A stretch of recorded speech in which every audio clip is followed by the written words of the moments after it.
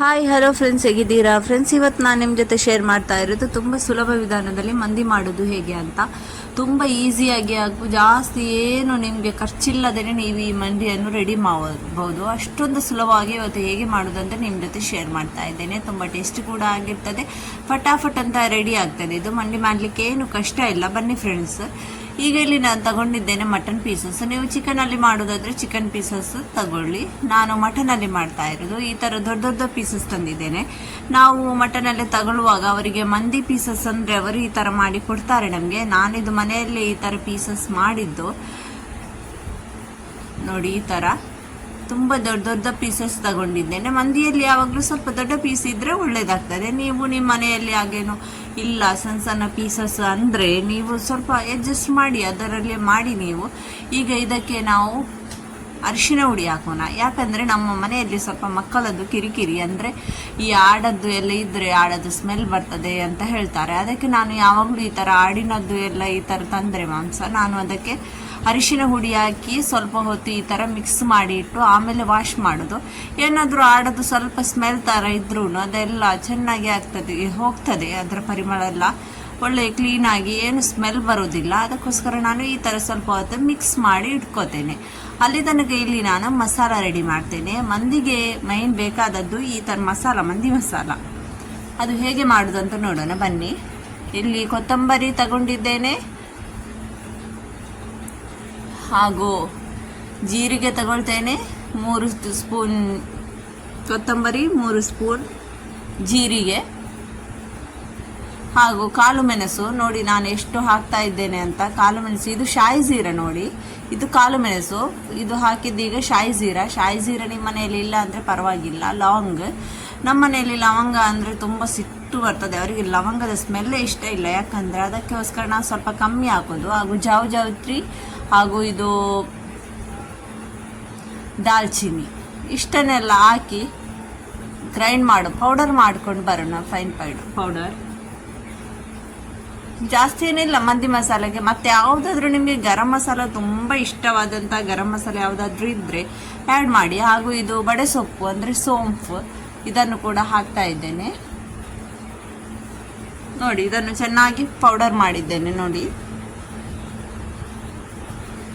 ಈಗ ಇಲ್ಲಿ ಅರಿಶಿನ ಹುಡಿ ಮಿಕ್ಸ್ ಮಾಡಿ ಇಟ್ಟಿದ್ದೇನಲ್ವಾ, ಇದನ್ನು ಈಗ ಚೆನ್ನಾಗಿ ವಾಶ್ ಮಾಡ್ಕೊಳ್ತೇನೆ. ವಾಶ್ ಮಾಡಿದ ಮೇಲೂ ಅರಿಶಿನ ಹುಡಿ ಅದು ಸ್ವಲ್ಪ ಯೆಲ್ಲೋ ಕಲರ್ ಅಂತೂ ಇರ್ತದೆ. ಈಗ ಚೆನ್ನಾಗಿ ವಾಶ್ ಮಾಡಿದಾಗ ಇದರದ್ದು ಆಡದ್ದೆಲ್ಲ ಸ್ಮೆಲ್ ಸ್ವಲ್ಪ ಇದ್ದದ್ದು ಕೂಡ ಹೋಯಿತು. ಇಲ್ಲಿ ನಾನು 2 ಈರುಳ್ಳಿ ತಗೊಂಡಿದ್ದೇನೆ, ಕೊತ್ತಂಬರಿ, ಪುದೀನ ಹಾಗೂ ಇಷ್ಟು ಹಸಿಮೆಣಸು ಇದನ್ನೆಲ್ಲ ತಗೊಂಡಿದ್ದೇನೆ ನೋಡಿ. ಈಗ ಗ್ರೈಂಡ್ ಮಾಡಲಿಕ್ಕೋಸ್ಕರ ಹಾಕ್ಲಿಕ್ಕೆ ನಮಗೆ ಕೊತ್ತಂಬರಿ, ಪುದೀನ, ಹಸಿಮೆಣಸು ಇಷ್ಟೇ. ನೀರುಳ್ಳಿ ಹಾಕ್ಲಿಕ್ಕಿಲ್ಲ. ಈರುಳ್ಳಿಯನ್ನು ಇಲ್ಲಿ ನಾನು ಈ ಥರ ಕುಕ್ಕರಲ್ಲಿ ಸಣ್ಣ ಸಣ್ಣ ಕಟ್ಟಿಂಗ್ ಮಾಡಿ ಹಾಕಿದ್ದೇನೆ. ಆ 2 ಈರುಳ್ಳಿ ತೋರಿಸಿದೆ ಅಲ್ವಾ, ಅದನ್ನು. ಈಗ ಇಲ್ಲಿ ನಾನು ಹಸಿಮೆಣಸು ಇದು ಗ್ರೀನ್ ಮಸಾಲ ಅಲ್ಲಿ ಗ್ರೈಂಡ್ ಮಾಡ್ಕೊಂಡು ಬರ್ತೇನೆ. ಇದಕ್ಕೆ ಸ್ವಲ್ಪ ಎಣ್ಣೆ ಹಾಕಿ ಸ್ವಲ್ಪ ಇದರ ಹಸಿ ಸ್ಮೆಲ್ ಹೋಗುವ ತನಕ ಈ ಈರುಳ್ಳಿಯನ್ನು ಚೆನ್ನಾಗಿ ಸ್ವಲ್ಪ ಫ್ರೈ ಮಾಡ್ಕೊಳ್ಳೋಣ ನೋಡಿ. ಈ ಥರ ಸ್ವಲ್ಪ ಹಸಿ ಸ್ಮೆಲ್ ಹೋದ್ಮೇಲೆ ಇದಕ್ಕೆ ಶುಂಠಿ ಬೆಳ್ಳುಳ್ಳಿ ಪೇಸ್ಟನ್ನು ಕೂಡ ಆ್ಯಡ್ ಮಾಡ್ತೇನೆ ನೋಡಿ. ಈ ಥರ ಶುಂಠಿ ಬೆಳ್ಳುಳ್ಳಿ, ಇದು ನನ್ನ ಹೋಮ್ ಮೇಡ್ ಶುಂಠಿ ಬೆಳ್ಳುಳ್ಳಿ ಪೇಸ್ಟ್. ಇದರ ವಿಡಿಯೋ ಕೂಡ ನನ್ನ ಚಾನಲಲ್ಲಿ ಉಂಟು. ಮನೆಯಲ್ಲಿ ಸುಲಭವಾಗಿ ನಿಮಗೆ ಮಾಡಲಿಕ್ಕೆ ಶುಂಠಿ ಬೆಳ್ಳುಳ್ಳಿಯದ್ದು ಪೇಸ್ಟ್, ಅದು ನೋಡ್ಕೊಂಡು ಬನ್ನಿ ಈ ವಿಡಿಯೋ ನೋಡಿದ ಮೇಲೆ. ಈಗ ಇಲ್ಲಿ ನಾನು ರೆಡಿ ಮಾಡಿಟ್ಟಂತಹ ಮಂದಿ ಮಸಾಲ ಪೌಡರ್ ಇತ್ತಲ್ವ, ಅದನ್ನು 1-2-3 ಟೀ ಸ್ಪೂನ್ ಹಾಕ್ತೇನೆ. ಆಮೇಲೆ ಈ ಥರ ಸ್ವಲ್ಪ ಹೊತ್ತು ಚೆನ್ನಾಗಿ ಮಿಕ್ಸ್ ಮಾಡಿ ಅರಿಶಿನ ಪುಡಿ ಕೂಡ ಸ್ವಲ್ಪ ಹಾಕ್ತೇನೆ. ಇದೆಲ್ಲ ಸ್ವಲ್ಪ ಮಿಕ್ಸ್ ಮಾಡಿದ ಮೇಲೆ ಈ ನಮ್ಮ ಮಟನನ್ನು ಹಾಕ್ತೇನೆ ನೋಡಿ. ಇದಕ್ಕೆ ಈ ಥರ ಮಟನ್ ಹಾಕಿ ವಿಸಿಲ್ ತೆಗಿಬೇಕು. ಒಂದು 5-6 ವಿಸಿಲ್ ಬರುವವರೆಗೂ ಇದನ್ನು ಬಂದ್ ಮಾಡಿ ಇಡ್ತೇನೆ. ಸ್ವಲ್ಪ ನೀರು ಕೂಡ ಹಾಕ್ತೇನೆ. ಡೈಲಿಗೋಸ್ಕರ ನೀರು ಬೇಕಲ್ಲ, ನಮ್ಮ ಕುಕ್ಕರಿನ ಅಂದಾಜು ಪ್ರಕಾರ ನೀರು ಹಾಕಬೇಕು. ಈ ಥರ ನೀರು ಕೂಡ ಹಾಕಿ ಒಂದು 5-6 ವಿಸಿಲ್ ತೆಗಿತೇನೆ. ಯಾಕಂದರೆ ಚೆನ್ನಾಗಿ ಬೇಯಬೇಕಿದ್ದು, ಅದಕ್ಕೋಸ್ಕರ. ಇಲ್ಲಿ ನೋಡಿ, ಇನ್ನೊಂದು 2 ಈರುಳ್ಳಿ ತಗೊಂಡಿದ್ದೇನೆ. ಅಲ್ಲಿ 2 ಈರುಳ್ಳಿ ನಾನು ಕುಕ್ಕರಲ್ಲಿ ಹಾಕಿದ್ದೇನೆ. ಇಲ್ಲಿ 2 ಈರುಳ್ಳಿಯನ್ನು ಈ ಥರ ನಾವು ರೈಸನ್ನು ಯಾವುದರಲ್ಲಿ ಕುದಿಲಿಕ್ಕೆ ಇಡ್ತೇವೆ ಅದೇ ಪಾತ್ರೆಗೆ ಹಾಕಿ ಸ್ವಲ್ಪ ಎಣ್ಣೆ ಹಾಕಿ ಇದನ್ನು ಕೂಡ ಅದೇ ಥರ ಸ್ವಲ್ಪ ಸಾಫ್ಟ್ ಆಗುವ ತನಕ ಫ್ರೈ ಮಾಡ್ಕೊಳ್ಬೇಕು. ಎಣ್ಣೆ ಎಲ್ಲ ನೋಡಿ ಒಂದು ಅಂದಾಜು ಪ್ರಕಾರ ಹಾಕಬೇಕು. ಏನಾದರೂ ಡೌಟ್ ಅಂತ ಇದ್ರೆ ನೀವು ನನಗೆ ಕಮೆಂಟ್ ಮೂಲಕ ಕೇಳಿ. ಏನಾದರೂ ಸಣ್ಣ ಪುಟ್ಟ ಡೌಟ್ ಇದ್ರೂ ಕೂಡ ನೀವು ಕೇಳಬಹುದು. ಈಗ ಇದನ್ನು ಇದರ ಜೊತೆ ಈ ಥರ ಚೆನ್ನಾಗಿ ಫ್ರೈ ಮಾಡ್ತೇನೆ. ಫ್ರೈ ಅಂದರೆ ತುಂಬ ಬ್ರೌನ್ ಎಲ್ಲ ಆಗಲಿಕ್ಕಿಲ್ಲ, ಸಾಫ್ಟ್ ಆದರೆ ಸಾಕು ನಮಗೆ. ಇದಕ್ಕೆ ಈಗ ನಾನು ಪಲಾವ್ ಎಲೆ ಹಾಕ್ತಾ ಇದ್ದೇನೆ. ಒಬ್ಬೊಬ್ಬರು ಮಂದಿಗೆ ಪಲಾವ್ ಎಲೆ ಹಾಕೋದಿಲ್ಲ, ಸ್ಕಿಪ್ ಮಾಡ್ತಾರೆ. ನಾನು ಪಲಾವ್ ಎಲೆ ಹಾಕಿದರೆ ನನಗೆ ಇಷ್ಟ, ಪಲಾವ್ ಎಲೆ ಹಾಕಿದ್ರೆ ಅದರ ಪರಿಮಳ, ಅದಕ್ಕೋಸ್ಕರ ನಾನು ಹಾಕ್ತಾ ಇದ್ದೇನೆ. ಈಗ ಇದು ನಾನಿಲ್ಲಿ ಗ್ರೀನ್ ಮಸಾಲ ಗ್ರೈಂಡ್ ಮಾಡಿದ್ದೆ ಅಲ್ಲ, ಹಸಿಮೆಣಸು, ಕೊತ್ತಂಬರಿ, ಪುದೀನ, ಅದರದ್ದು ಪೇಸ್ಟನ್ನು ಕೂಡ ಹಾಕ್ತಾ ಇದ್ದೇನೆ ಎಲ್ಲ ಇದಕ್ಕೆ. ಈಗ ಇದನ್ನು ಇದರಲ್ಲಿ ಚೆನ್ನಾಗಿ ಮಿಕ್ಸ್ ಮಾಡ್ಕೊಳ್ಳೋಣ. ತುಂಬ ಈಸಿಯಾಗಿರುವಂತಹ ಮಂದಿ ನಾನು ನಿಮ್ಮ ಜೊತೆ ಶೇರ್ ಮಾಡ್ತಾ ಇರೋದು. ನೀವು ಕೂಡ ಒಮ್ಮೆ ಇದನ್ನು ಟ್ರೈ ಮಾಡಿ. ಹಾಗೂ ನೀವು ನನ್ನ ಚಾನೆಲ್ಗೆ ಇಷ್ಟರವರೆಗೆ ಸಬ್ಸ್ಕ್ರೈಬ್ ಆಗಲಿಲ್ಲ ಅಂದರೆ ಸಬ್ಸ್ಕ್ರೈಬ್ ಕೂಡ ಮಾಡಿ, ಹಾಗೂ ಲೈಕ್ ಮಾಡಿ, ಶೇರ್ ಮಾಡಿ. ಕಮೆಂಟ್ ಮೂಲಕ ಏನೋ ಡೌಟ್ ಇದ್ದರೂ ಹಾಗೂ ನಿಮ್ಮ ಈ ವಿಡಿಯೋ ಇಷ್ಟವಾಯಿತು ಅಂದರೂ ಕೂಡ ಕಮೆಂಟ್ ಮೂಲಕ ನನಗೆ ತಿಳಿಸಿ ನಿಮ್ಮ ಅಭಿಪ್ರಾಯವನ್ನು. ಈಗ ಈ ಗ್ರೀನ್ ಮಸಾಲ ಕೂಡ ಚೆನ್ನಾಗಿ ಫ್ರೈ ಮಾಡಿದ್ದೇನೆ, ಈ ಥರ ಎಣ್ಣೆ ಮೇಲೆ ಬರುವ ತನಕ ನೋಡಿ. ಆಮೇಲೆ ಇಲ್ಲಿ ನಾನು ಗ್ರೈಂಡ್ ಮಾಡಿಟ್ಟಂತಹ ಮಂದಿ ಮಸಾಲ ಇದಕ್ಕೂ ಕೂಡ ಆ್ಯಡ್ ಮಾಡಬೇಕು. ಅಲ್ಲಿ ಮಟನ್ ಬೇಯಲಿಕ್ಕೋಸ್ಕರ ಕೂಡ ಆ್ಯಡ್ ಮಾಡಿದ್ದೇನೆ. ಇಲ್ಲಿ ರೈಸಲ್ಲಿ ನಮಗೆ ಫ್ಲೇವರ್ ಬರಬೇಕಲ್ಲ ಮಂದಿಯದ್ದು, ಅದಕ್ಕೋಸ್ಕರ ಇದಕ್ಕೂ ಕೂಡ ಆ್ಯಡ್ ಮಾಡಿದ್ದೇನೆ. ಈಗ ಒಂದು 5 ನಿಮಿಷ ಇದನ್ನು ಇದೇ ಥರ ಕೈ ಆಡಿಸ್ತಾ ಇರಬೇಕು ನೋಡಿ. ಸ್ವಲ್ಪ ಅರಿಶಿನ ಪುಡಿ ಕೂಡ ಹಾಕ್ತೇನೆ. ಒಬ್ಬೊಬ್ಬರು ಅರಿಶಿನ ಪುಡಿ ಹಾಕೋದಿಲ್ಲ, ನಾನು ಅದು ಸ್ವಲ್ಪ ಕಲರ್ ನನಗೆ ಚಂದ ಕಾಣ್ತದೆ, ಅದಕ್ಕೋಸ್ಕರ ನಾನು ಅರಿಶಿನ ಪುಡಿ ಹಾಕೋದು. ಇಲ್ಲಿ ನೋಡಿ, ಈಗ ನಮ್ಮ ಈ ಮಟನ್ ಕೂಡ ಬೇಯ್ದಿದೆ. ಇದರಿಂದ ಈ ಮಟನನ್ನೆಲ್ಲ ತೆಗಿತೇನೆ, ನೀರಿರಬಾರ್ದು, ಡ್ರೈ ಆಗಿ ತೆಗಿಬೇಕು ನೋಡಿ. ಈ ಕುಕ್ಕರಿಂದ ಈ ನೀರಿನಿಂದ ಎಲ್ಲ ಮಟನನ್ನು ತೆಗೆದು ಸಪ್ರೇಟ್ ಇರಬೇಕು.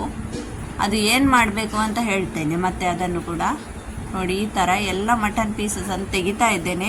ತುಂಬ ಚೆನ್ನಾಗಿ ಬೇಯ್ದಿದೆ ಮಟನ್ ಪೀಸಸ್, ನಮ್ಮ ಮಂದಿಗೆ ಹೇಗೆ ಬೇಕು ಅದೇ ಥರ. ಈಗ ಇದು ಉಳಿದ ನೀರನ್ನು, ಮಸಾಲದ ನೀರೇ ಅಲ್ವಾ ಇದು ಎಲ್ಲ, ಒಳ್ಳೆ ಟೇಸ್ಟ್ ಇದರಲ್ಲೇ ಇರೋದು, ಅದನ್ನು ಈ ರೈಸಿಗೆ ಹಾಕೋಣ. ಈಗ ನಮ್ಮ ರೈಸಲ್ಲಿ ತುಂಬ ಟೇಸ್ಟ್ ಬರ್ತದೆ. ಅಂದರೆ ಈ ಥರ ಇದರಲ್ಲಿ ಎಲ್ಲ ನಮ್ಮ ಮಸಾಲ ಉಂಟು, ಹಾಗೂ ಮಟನದ್ದು ಟೇಸ್ಟ್ ಸೂಪಲ್ಲಿ ಇದರಲ್ಲಿ ಇರೋದ್ರಿಂದ ಇದು ತುಂಬ ಚೆನ್ನಾಗಿ ಟೇಸ್ಟ್ ಬರ್ತದೆ ನಮ್ಮ ರೈಸಲ್ಲಿ. ಈಗ ಇದು ನಾನು ಮಟನದ್ದು ಎಲ್ಲ ಸೂಪ್ ಹಾಕಿದ ಮೇಲೆ ನೋಡಿ, ಇಲ್ಲಿ ಬೇರೆ ತೆಗೆದಿಟ್ಟಿದ್ದೇನೆ ನೋಡಿ, ಅದು ಬೇರೆನೇ ಇಡ್ತೇನೆ ಮಟನ್. ಇಲ್ಲಿ ರೈಸ್ ತಗೊಂಡಿದ್ದೇನೆ, ನಾನು ನೆನೆಸಿಟ್ಟಿದ್ದೇನೆ. ನಾನಿಲ್ಲಿ ಸೋನಾ ಮಸೂರಿ ರೈಸ್ ತಗೊಳ್ಳೋದು. ಬಾಸ್ಮತಿಯಲ್ಲಿ ಮಾಡಿ ಇನ್ನೂ ಚೆನ್ನಾಗಿ ಆಗ್ತದೆ, ಸೋನಾ ಮಸೂರಿಯಲ್ಲಿ ಕೂಡ ಮಾಡಬಹುದು. ಈಗ ಇದು ಮಸಾಲ ಸ್ವಲ್ಪ ಹೊತ್ತು ಈ ಥರ ಫ್ರೈ ಮಾಡಿದ ಮೇಲೆ ನಾನು ಎಷ್ಟು ಅಕ್ಕಿ ತಗೊಳ್ತೇನೆ ಅದರ ಡಬಲ್ ನೀರು ಹಾಕ್ತಾ ಇದ್ದೇನೆ. ನಾನು ಎಷ್ಟು ಅಕ್ಕಿ ತಗೊಳ್ತೇನೆ, ಯಾವಾಗಲೂ ನೀವು ಅಕ್ಕಿ ಯಾವುದರಲ್ಲಿ ತಗೊಂಡಿದ್ದೀರಾ ಅದರ ಡಬಲ್ ನೀರು ಹಾಕಬೇಕು. ನನಗಂತೂ ಈ ಮಂದಿ ಮಾಡುವಂದರೆ ನಾನಂತೂ ಪಟಾಪಟ್ ಮಾಡ್ತೇನೆ. ಚಿಕನ್ ಮಂದಿ ಅಂತೂ ಇನ್ನೂ ಸುಲಭ ಅಂತ ಅನಿಸ್ತದೆ ನನಗೆ. ಚಿಕನ್ ಮಂದಿ ಕೂಡ ತುಂಬ ಟೇಸ್ಟಾಗಿರ್ತದೆ, ಮಟನ್ ಮಂದಿ ಕೂಡ ಅಷ್ಟೇ ತುಂಬಾ ಚೆನ್ನಾಗಿರ್ತದೆ. ಈಗ ಈ ನಮ್ಮ ರೈಸಲ್ಲಿ ಎಷ್ಟು ಉಪ್ಪು ನೀವು ಹಾಕ್ತೀರಾ ಯಾವಾಗಲೂ ರೈಸೆಲ್ಲ ಮಾಡುವಾಗ, ಅಷ್ಟೇ ಉಪ್ಪನ್ನು ಇದಕ್ಕೆ ಆ್ಯಡ್ ಮಾಡಬೇಕು. ಜಾಸ್ತಿ ಉಪ್ಪು ಆ್ಯಡ್ ಮಾಡಬೇಡಿ, ಯಾಕಂದರೆ ನೀರನ್ನೆಲ್ಲ ಚೆಲ್ಲೋದಿಲ್ಲ ಅಲ್ವಾ ನಾವು, ಅದಕ್ಕೋಸ್ಕರ ಉಪ್ಪು ಸ್ವಲ್ಪ ನೋಡಿ ಹಾಕಿ ಅಂದಾಜು. ಈಗ ಇಲ್ಲಿ ನೀರು ಕುದೀತಾ ಇರುವಾಗ ನಾನು ಈ ರೈಸನ್ನು ಆ್ಯಡ್ ಮಾಡ್ತೇನೆ ನೋಡಿ. ಈ ಥರ ಈ ವಾಶ್ ಮಾಡಿಟ್ಟು ನೆನೆಸಿಟ್ಟಂತಹ ಅಕ್ಕಿಯನ್ನು ಆ್ಯಡ್ ಮಾಡ್ತಾ ಇದ್ದೇನೆ. ಇದೇ ಥರ ಎಲ್ಲ ಅಕ್ಕಿಯನ್ನು ಹಾಕ್ತೇನೆ. ನೀವು ನನ್ನ ಚಾನಲಲ್ಲಿ ಒಮ್ಮೆ ಹೋಗಿ ಎಲ್ಲ ವೀಡಿಯೋಸ್ ಎಲ್ಲ ನೋಡಿ ಫ್ರೆಂಡ್ಸ್, ತುಂಬ ಈಸಿ ಆಗಿರುವಂಥ ವೀಡಿಯೋಸ್ ಎಲ್ಲ ಹಾಕ್ತೇನೆ. ಸಬ್ಸ್ಕ್ರೈಬ್ ಮಾಡಲಂತೂ ಮರಿಬೇಡಿ, ದಯವಿಟ್ಟು ಸಬ್ಸ್ಕ್ರೈಬ್ ಕೂಡ ಮಾಡಿ. ನನ್ನ ಇದೇ ಥರ ಇರುವಂತಹ ವೀಡಿಯೋಸ್ ಎಲ್ಲ ನಿಮಗೆ ಆಗಾಗ ಬರ್ತಾ ಇರ್ತದೆ. ಈಗ ಇಲ್ಲಿ ನಮ್ಮ ಅಕ್ಕಿಯನ್ನು ಬೇಯಲಿಕ್ಕೋಸ್ಕರ ಇಟ್ಟಿದ್ದೇನೆ. ಅಷ್ಟರವರೆಗೆ ಅಲ್ಲಿ ಅಕ್ಕಿ ರೆಡಿ ಆಗುವ ತನಕ, ನಮ್ಮ ರೈಸ್ ರೆಡಿ ಆಗುವ ತನಕ ಇಲ್ಲಿ ಒಂದು ತವ್ವದಲ್ಲಿ ಸ್ವಲ್ಪ ಬಟರ್ ಹಾಗೂ ಸ್ವಲ್ಪ ಆಯಿಲನ್ನು ಹಾಕ್ತೇನೆ. ಜಾಸ್ತಿ ಆಯಿಲೆಲ್ಲ ಬೇಕಂತ ಇಲ್ಲ. ಇದು ಬಿಸಿಯಾದಾಗ ಇಲ್ಲಿ ನಾನು ಸಪ್ರೇಟಾಗಿ ತೆಗೆದಿಟ್ಟಂತಹ ಮಟನನ್ನು ಹಾಕ್ತೇನೆ. ಯಾಕಂದರೆ ಮಟನನ್ನು ಇದು ಹೇಗೆ ಅಂದರೆ ಮಂದಿಗೆಲ್ಲ ಹೀಗೆ ಹಾಕಿ 2 ನಿಮಿಷದಲ್ಲಿ ತೆಗಿತಾರೆ. ನನ್ನ ಮಕ್ಕಳು ಅಂತಿದ್ರು ಇದನ್ನು ಸ್ವಲ್ಪ ಬ್ರೌನ್ ಕಲರ್ ಆಗುವ ತನಕ ಇಡಿ ಅಂತ. ಅದಕ್ಕೋಸ್ಕರ ನಾನು ಸ್ವಲ್ಪ ಇದರದ್ದು ಜಾಸ್ತಿಯೇ ಫ್ರೈ ಮಾಡ್ತಾ ಇದ್ದೇನೆ. ಇಲ್ಲಾಂದರೆ ನಮ್ಮ ಹೊರಗಡೆ ಎಲ್ಲ ಮಟನ್ ಅವರು ತುಂಬ ಜಾಸ್ತಿ ಫ್ರೈ ಮಾಡೋದಿಲ್ಲ, ತವದಲ್ಲಿ ಹೀಗೆ ಹಾಕೋದು 1-2 ಪಲ್ಟಿ ಮಾಡೋದು ತೆಗಿತಾರೆ.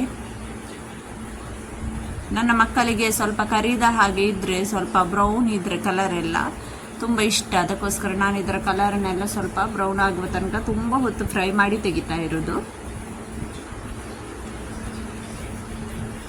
ಈ ಬಟರ್ ಹಾಕೋದ್ರಿಂದ ತುಂಬ ಚೆನ್ನಾಗಿ ಪರಿಮಳ ಬರ್ತದೆ. ಅದಕ್ಕೋಸ್ಕರ ನಾನು ಬಟರ್ ಹಾಕ್ತಾ ಇದ್ದೇನೆ. ಈಗ ನೋಡಿ, ಒಂದು ಸೈಡ್ ಅಂತೂ ಚೆನ್ನಾಗಿ ಕಾಯ್ದಿದೆ. ಈ ಥರ ನಿಮಗೆ ಇಷ್ಟು ಕಾಯ್ದದ್ದು ಇಷ್ಟ ಇಲ್ಲ ಅಂದರೆ ನೀವು ಈ ಥರ ಹಾಕಿ 5 ನಿಮಿಷದಲ್ಲಿ ಇದನ್ನು ನೀವು ತೆಗಿಬಹುದು. ಎಣ್ಣೆಯಲ್ಲಿ ಸ್ವಲ್ಪನೇ ಫ್ರೈ ಮಾಡಿ ಕೂಡ. ನಮ್ಮ ಮನೆಯಲ್ಲಿ ನನ್ನ ಮಕ್ಕಳೆಲ್ಲ ಈ ಥರ ಇಷ್ಟಪಡ್ತಾರೆ. ಅದಕ್ಕೋಸ್ಕರ ನಾನು ಇಷ್ಟು ಕಲರ್ ಬರುವ ತನಕ ಇದನ್ನು ಫ್ರೈ ಮಾಡಿದ್ದೇನೆ. ಇನ್ನೊಂದು ಸೈಡ್ ಕೂಡ ಸ್ವಲ್ಪ ಫ್ರೈ ಆಗಲಿ, ಆಮೇಲೆ ಇದನ್ನು ಒಂದು ಪಾತ್ರೆಯಲ್ಲಿ ತೆಗೆದಿಡೋಣ. ಈಗ ನೋಡಿ, ಇದು ಕೂಡ ಫ್ರೈ ಆಗಿದೆ. ನಾನು ಇದನ್ನು ತೆಗೆದು ಬೇರೆ ಪಾತ್ರೆಗೆ ಹಾಕ್ತೇನೆ, ಯಾಕೆಂದರೆ ಇನ್ನೊಂದು ಟ್ರಿಪ್ ಹಾಕ್ಲಿಕ್ಕೆ ಉಂಟು ಇದಕ್ಕೆ. ಅದಕ್ಕೋಸ್ಕರ ಎಣ್ಣೆ ಎಲ್ಲ ಜಾಸ್ತಿ ಬೇಕಂತ ಇಲ್ಲ, ಸ್ವಲ್ಪನೇ ಇದ್ದರೆ ನೋಡಿ ಎಷ್ಟು ಚೆನ್ನಾಗಿ ಫ್ರೈ ಆಗಿದೆ, ನೀವೇ ನೋಡಬಹುದು. ಇದೇ ಥರ ಎಲ್ಲ ಮಟನ್ ಪೀಸನ್ನು ಒಂದು ಪಾತ್ರೆಯಲ್ಲಿ ಹಾಕ್ತೇನೆ.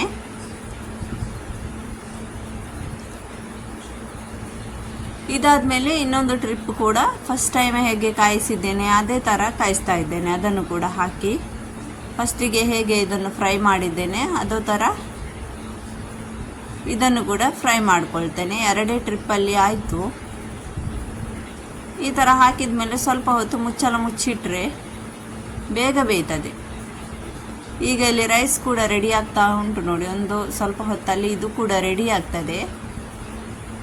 ನಾನು ಇದಕ್ಕೆ ಕಲರ್ ಏನೂ ಹಾಕ್ತಾ ಇಲ್ಲ. ನಿಮಗೆ ಕಲರ್ ಇಷ್ಟ ಅಂದರೆ ಹಾಕಿ, ಆದರೆ ಕಲರಲ್ಲಿ ಏನು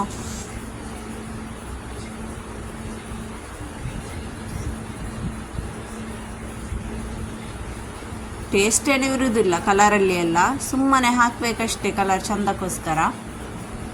ಹೊಟ್ಟೆಗೂ ಎಲ್ಲ ಅಷ್ಟು ಒಳ್ಳೆಯದಲ್ಲ ಅಲ್ವಾ ಕಲರ್. ಈಗ ನಾನು ಅದನ್ನು ಕೂಡ ಫ್ರೈ ಮಾಡಿ ತೆಗೆದ ಮೇಲೆ ಅದೇ ಇರುವ ಬಟರ್ ಹಾಗೂ ಆಯಿಲಲ್ಲಿ ಈ ಥರ ಕಿಶ್ಮಿಶನ್ನು ಫ್ರೈ ಮಾಡ್ತೇನೆ, ಹಾಗೂ ಸ್ವಲ್ಪ ಬಾದಾಮ್ ಕೂಡ ಫ್ರೈ ಮಾಡಿ ತಗೊಳ್ತೇನೆ. ನಮ್ಮ ಮನೆಯಲ್ಲಿ ನನ್ನ ಮಕ್ಕಳೆಲ್ಲ ಬಾದಾಮ್ ಎಲ್ಲ ಸಿಕ್ಕಿದ್ರೆ ಸಿನ್ನೋದಿಲ್ಲ, ಅದಕ್ಕೋಸ್ಕರ ನಾನು ಸ್ವಲ್ಪನೇ ಬಾದಾಮ್ ಫ್ರೈ ಮಾಡಿದ್ದು ನಮ್ಮ ಪ್ಲೇಟಲ್ಲಿ ಹಾಕಲಿಕ್ಕೋಸ್ಕರನೇ. ಸ್ವಲ್ಪ ನೋಡಿ ಈ ಥರ ಈ ಬಾದಾಮ್ ಹಾಗೂ ಕಿಶ್ಮಿಶನ್ನು ಫ್ರೈ ಮಾಡಿ ತಗೋತೇನೆ.